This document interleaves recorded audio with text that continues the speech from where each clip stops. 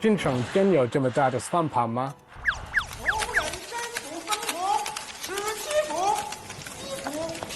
算盘真能算得这么快吗？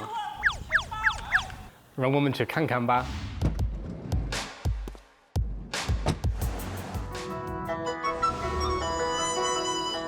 Due to its long history, Shanxi is home to a great many historical sites, the most popular of which are these ancestral compounds or family compounds, which were owned by wealthy people hundreds of years ago during the Ming and Qing dynasties. One of the most excellent examples of one of these compounds is the one I'm visiting today, which belonged to the Chow family, which was a wealthy merchant family a few hundred years ago in this area. This family's business started really simply in Inner Mongolia's Baotou city. Up there, it was a simple business selling tofu.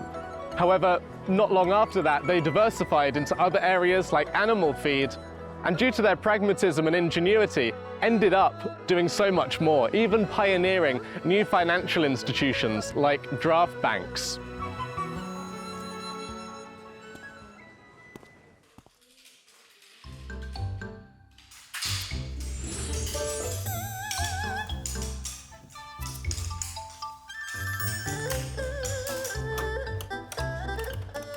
你对中国的算盘有兴趣吗？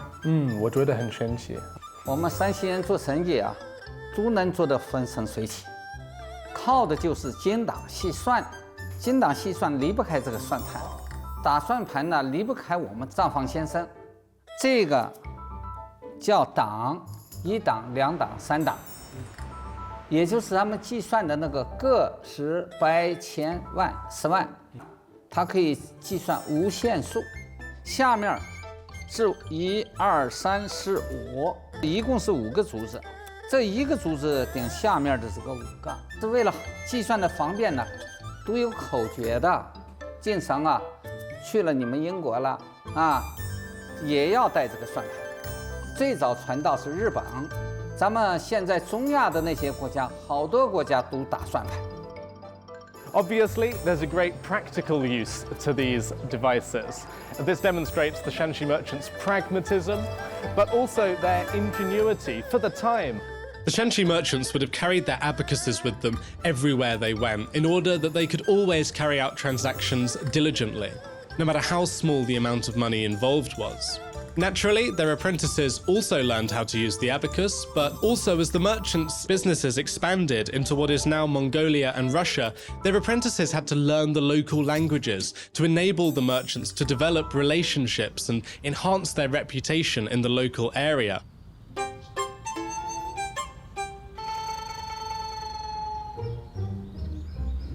这位先生，你从哪儿来？我是英国的，叫 Rees。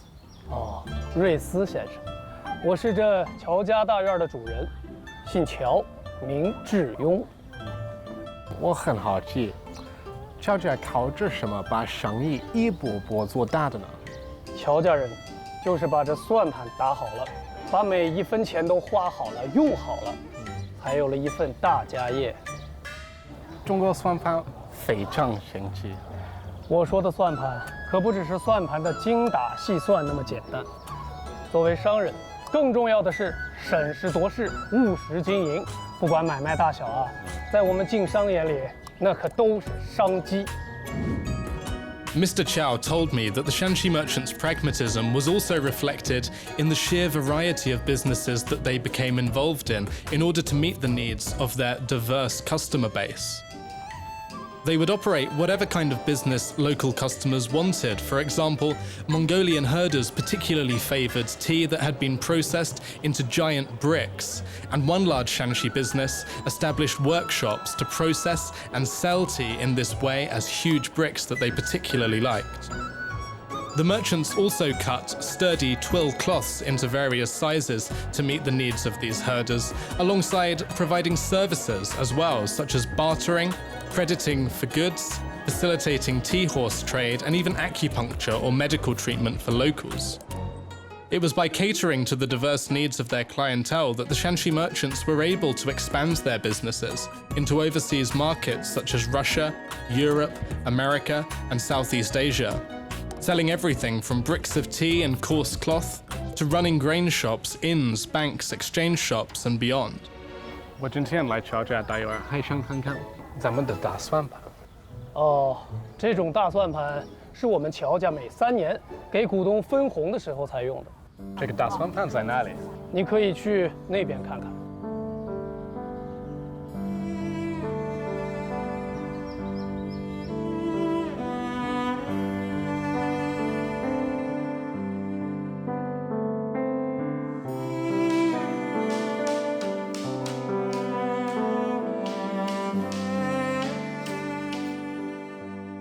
The variety of abacuses on display here really symbolizes the story of the Shanxi merchants, going from something as small as selling tofu or needles to something as big as inventing the piaohao, leading to the inception of China's banking system. These abacuses also show us that in all their endeavors, the Shanxi merchants valued pragmatism above all else. This sense of pragmatism, combined with the merchants' broad outlook and global vision, led to small abacuses becoming big and simple businesses yielding ideas that would shape society.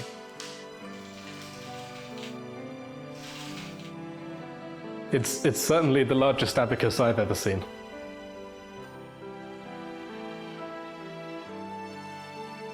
As you saw, this museum contains a tremendous number of abacuses, and I think it's really interesting to see artifacts like this, things that people would have used a long time ago, before they had access to today's modern technology.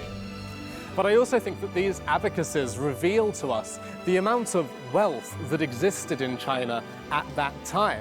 In the year 1820, China was responsible for roughly 1/3 of the world's economic output. German geographer Ferdinand von Richthofen, in his book China, he wrote about the Shanxi merchants, describing them as having superior abilities in carrying out financial calculations and also in entrepreneurship overall. I think that the vision of the Shanxi merchants is also reflected in the story of how their business evolved, from trading in salt to trading in tea to establishing new financial institutions. This vision allowed them to really play a major role in trade for around 500 years by enabling them to identify opportunities in the market and to understand market forces even at a global scale. When we consider this pragmatism and this vision, and we remember what we saw inside the compound with the abacuses, I think we can really tell that that small abacus represents some very big ideas.